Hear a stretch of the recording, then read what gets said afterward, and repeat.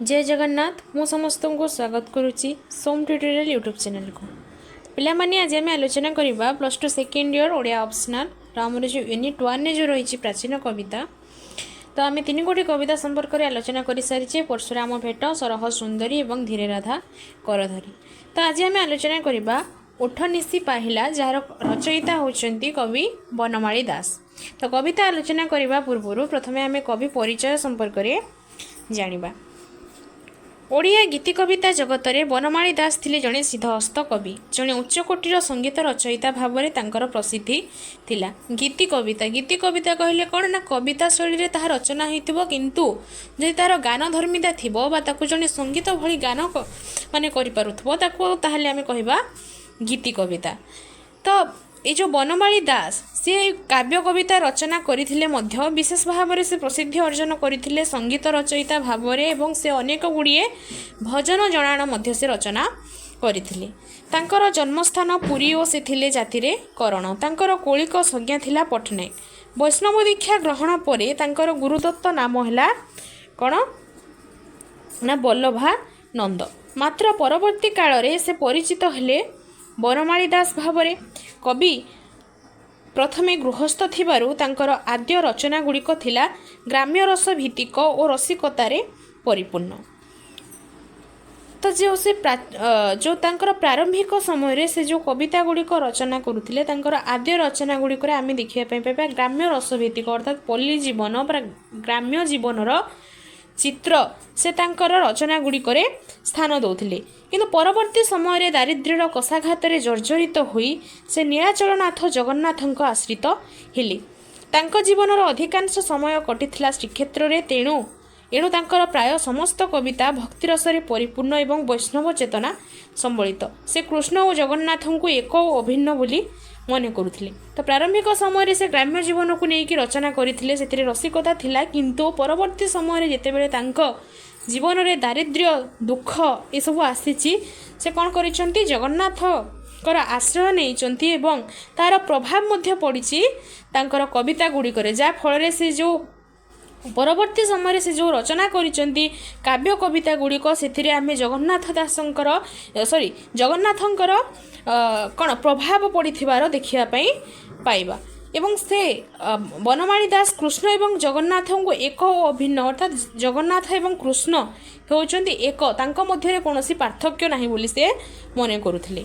तांकर सृष्टि संपद मध्यरे अछि अनेकानेक जणाण और भजन विशेषकर वैष्णव पदावली साहित्य को तांकर दान अतुलनीय। तांकर वैष्णव कविता सबु वैष्णव पदावली नाम रे प्रकाशित। यह छड़ा तांकर सचित्र रामायण नामक एक ग्रंथ थिबार जना जाए जहाकू से संस्कृत रामायण चंपू छाया रचना करथिले। तांकर आउ गोटे ग्रंथ हेउची कोन ना सचित्र रामायण जहाकू से संस्कृत रामायण चंपू छाया रचना करथिले। आहुरी बनमाली दास को नाम चाट इच्छावती और बनमाली राहस नाम 2 खंड बही मिले। तो से विशेष भाव में प्रसिद्धि अर्जन जदि करथिले चाट इच्छावती एवं बनमाली राहस पाई। हेले गीतिकार कवि बनमाली और काव्यकार बनमाली एक व्यक्ति की नुहंती ताहा ए जाबत विवादीय होई रहिछि। किंतु ये जो आमे काव्य देखिबा चाट इच्छावती एवं बनमाली राहस ये जो काव्यटा जो व्यक्ति जनक लिखिचंती एवं ये जो संगीत एवं भजन जनाण एटा जो बनमाली दास रचना करिचंती ए 2 जण व्यक्ति जणे ना एमान भिन्न भिन्न व्यक्ति ताहा वर्तमान पर्यंत मध्य ओडिया साहित्य गोटे विवादमान विषय। तो आलोचना करबा हमर कविता उठ निशी पाहिला। ए कविता रे आमे देखिबा गोटे मातृहृदयर वात्सल्य ममता तार संतान प्रति सेटा को अति सुंदर भाव में कवि बनमाली दास ए कविता रे चित्रित करिसंती। श्रीकृष्णंकर प्रति यशोदांकर जो वात्सल्य जो ममता भाव तांकर प्रति तांकर जो स्नेह ताको अति सुंदर भाव में एठारे वर्णना करा जायछि। तो जेतेबेले निशी अर्थात रात्रि समय पाहि जायछि रात्रि समय बीती जायछि सकाळ समय हेबा परे माँ यशोदा किभଳି भाव में अति स्नेह रे श्रीकृष्ण को उठाउचंती तार चित्र एठारे देखिया पाइबा। उठ निशी पाहिला एथर हे बंशीधर ମନ୍ଦିରେ ଡାକିଲେ ଶୁକ ବୃକ୍ଷରେ ରାବିଲେ କାକ କୁହୁ କୁହୁ ରଟେ ପିକ କୁକୁଟ ଡାକିଲେ ପର ଖରହେ ଉଠ ନିଶି ପାହିଲା ଏଥର ହେ ବଂଶୀଧର।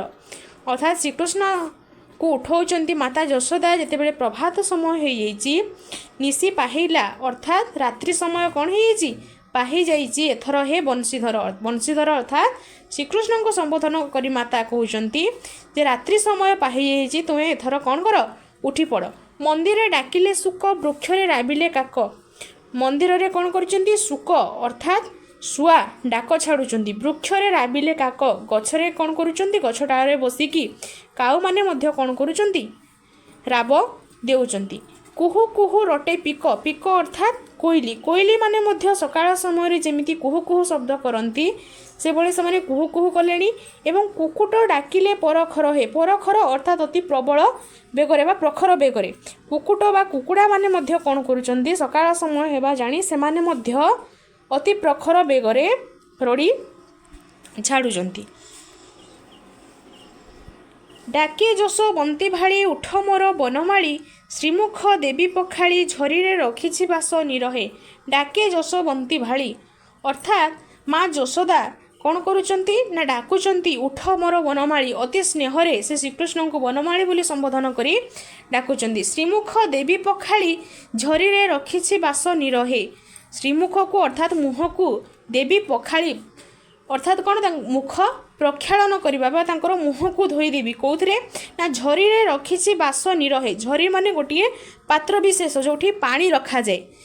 ମା ଯଶୋଦା କ'ଣ କରିଛନ୍ତି ଝରିରେ ବାସ ନିର ଅର୍ଥାତ୍ ବାସ୍ନାଯୁକ୍ତ ପାଣି ରଖିଛନ୍ତି। ଶ୍ରୀକୃଷ୍ଣ ଉଠିଲେ ସେ କ'ଣ କରିବେ ତାଙ୍କର ମୁଖକୁ ସେଇ ବାସ୍ନା ଯୁକ୍ତ ପାଣିରେ ସିଏ ପଖାଳି ଦେବେ ବା ଧୋଇଦେବେ।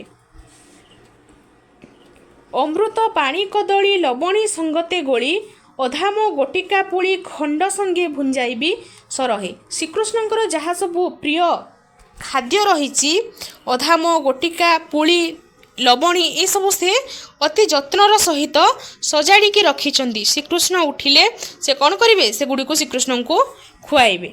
ଉଠ ରାମ ବାସୁଦେବ ଗୋଗଷ୍ଠେ ଉଛୁର ହେବ ଦଧି ଅନ୍ନ ସାଥେ ନେବ ନଦୀ କୂଳେ କରିବ ଆହାର ହେ।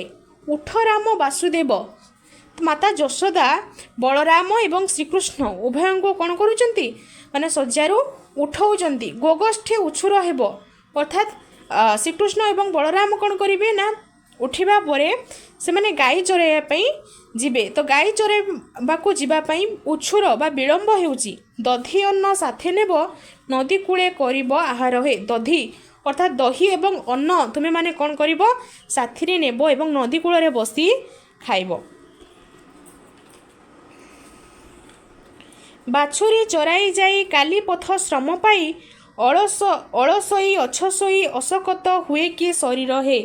ତ ଯେତେବେଳେ ଶ୍ରୀକୃଷ୍ଣଙ୍କର ଉଠିବାରେ ବିଳମ୍ବ ହୋଇଛି ମାତା ଯଶୋଦା କ'ଣ ଭାବୁଛନ୍ତି ନା କାଲି ଯେତେବେଳେ ସେ ବାଛୁରୀ ଚରାଇ ଯାଇଛନ୍ତି ବନ ମଧ୍ୟକୁ ତ ସେ ମା ଯଶୋଦା ଭାବୁଛନ୍ତି ସେ ପଥ ଶ୍ରମ ବା ପଥର କ୍ଳାନ୍ତି ପାଇଁ ସେ କ'ଣ କରିଛନ୍ତି ତାଙ୍କର ଦେହ ଅବଶ ହୋଇପଡ଼ିଛି ବା କ୍ଳାନ୍ତ ହୋଇପଡ଼ିଛି ଏବଂ ସେ ଆଳସ୍ୟରେ କ'ଣ କରିଛନ୍ତି ଶ୍ରୀକୃଷ୍ଣ ଶୋଇଛନ୍ତି ବୋଲି ଯଶୋଦା ମନେ କରୁଛନ୍ତି। ଅଶକତ ହୁଏ କି ଶରୀର ହେ କାଲିର ପଥ କ୍ଳାନ୍ତି ପାଇଁ ତୁମ ଶରୀର କ'ଣ ବଳହୀନ ହୋଇପଡ଼ିଛି କି ବୋଲି କହୁଛନ୍ତି। ସିଂହଦ୍ୱାରେ ଗୋପସୂତ ଡାକନ୍ତି ଉଠ ଅଚ୍ୟୁତ କେତେ ନିଦ୍ରା ଯାଉ ତୁତ ଆକାଶେ ଉଦୟ ଦିନ କରହେ। ସିଂହଦ୍ୱାରରେ ଗୋପ ବାଳକମାନେ ଅପେକ୍ଷା କରିଛନ୍ତି ଶ୍ରୀକୃଷ୍ଣଙ୍କୁ ଏବଂ ସେମାନେ ଡାକୁଛନ୍ତି ଉଠ ଅଚ୍ୟୁତ ଅର୍ଥାତ୍ ଶ୍ରୀକୃଷ୍ଣଙ୍କୁ ସେମାନେ ଉଠାଉଛନ୍ତି।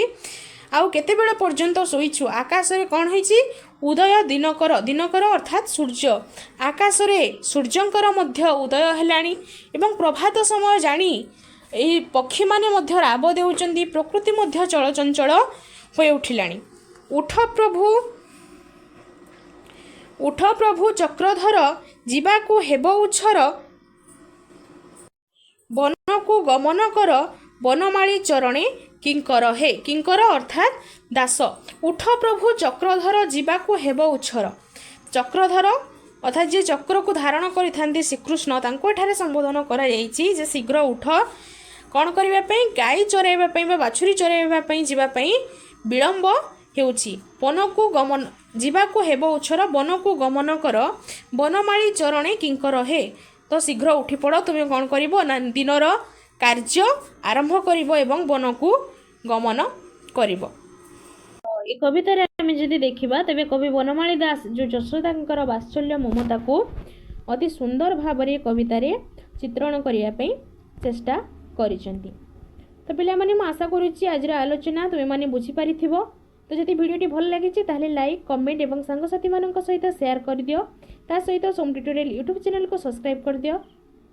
पुणी देखा गोटे नुआ भिडियो से पर्यंत रोची। जय जगन्नाथ।